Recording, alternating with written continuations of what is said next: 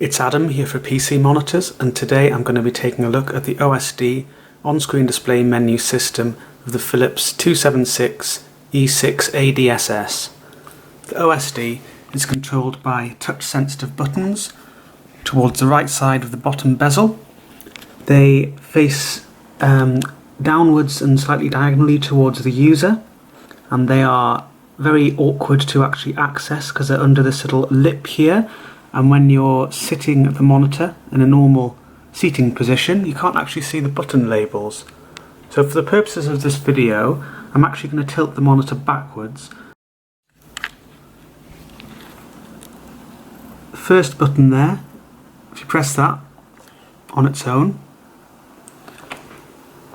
Smart Image Light. So there are a couple of presets to choose and they're explored in the review. Second button along there, Input Select, pretty self-explanatory, allows you to manually select the input used by the monitor. The next button along actually resizes the image. It simulates a 5:4 aspect ratio, and obviously with the native resolution I'm running at the moment, everything just looks squashed and there's black borders, so there's no point doing that with this resolution or other 16:9 resolutions. But if you're running a 5:4 resolution for perhaps an older game or something like that, then this feature might be helpful for you. And then there is a menu button and the power button. And you can see that the power LED is just a little white LED indicator there, which glows white when the monitor's on, and if it stops receiving a signal from the computer, it'll flash white. So the main menu system has various different sections to it. First is Input, which allows you to manually select the input used by the monitor. And as you can see on these buttons, if the camera would just focus on them, you can see they have a left arrow, down arrow, an up arrow, and OK. So that's, once you're actually in the main menu system, the controls change. And I'll just mention now that I do find these controls fiddly, not just because of the positioning and the fact, as you can see now, I've actually tilted the monitor back so I can see the button labels properly, which is not very convenient at all. They're actually overly sensitive as well, so you'll find that you might accidentally press them before you're actually intending to, which can get a bit annoying.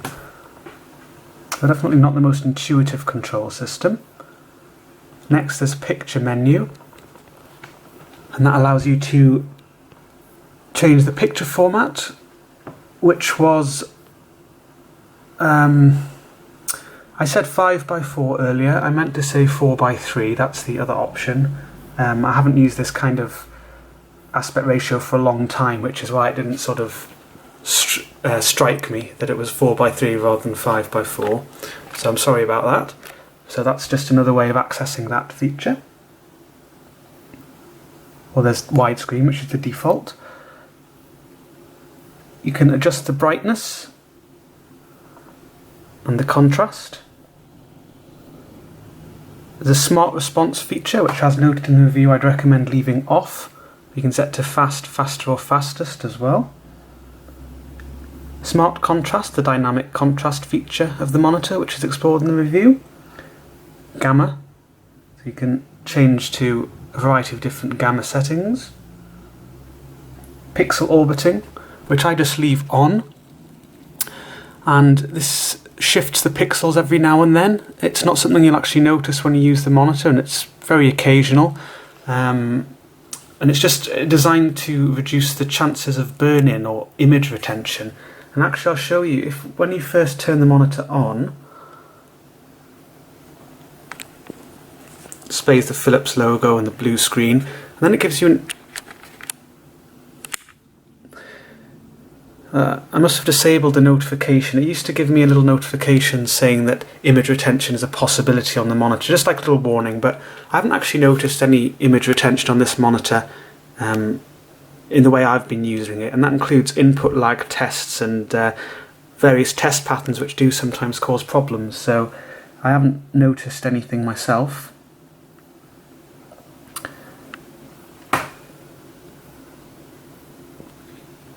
There's also an overscan option, which I believe is only available when you connect the monitor to a source with a lower resolution or that uses overscan. It's not something that PC users or modern console users have to worry about. You can adjust the volume in the audio section or mute the audio source, so anything connected to the 3.5mm headphone jack. This monitor doesn't have integrated speakers. There's a colour menu that allows you to adjust the colour temperature to one of two different settings. There's 6500K and 9300. Most Philips monitors also have a 5000K setting, which is a kind of a low blue light setting, which I quite like. Unfortunately, this model doesn't have that. There's Adobe RGB and sRGB. They're not colour gamut emulation modes. They don't change the colour gamut of the monitor, as I explore in the review. And actually, Adobe RGB and sRGB are completely identical on my unit anyway. There's user define as well, which allows you to manually adjust the red, green and blue colour channels. Language, which allows you to select the language that the OSD is displayed in.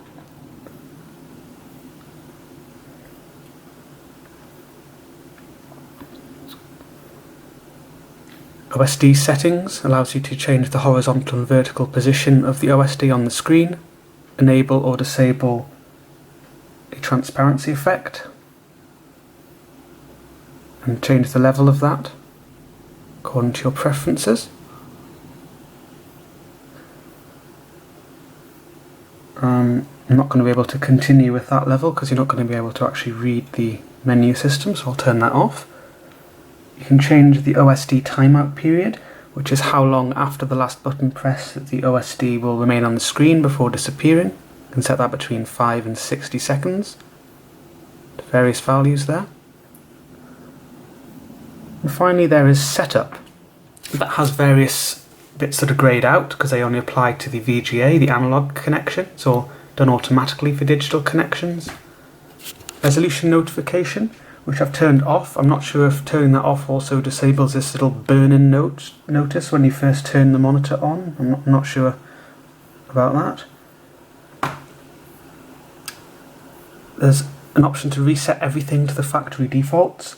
And finally a little information section, which just shows you some basic information such as the short code for the model, the full model being 276E6ADSS, serial number, the current refresh rate.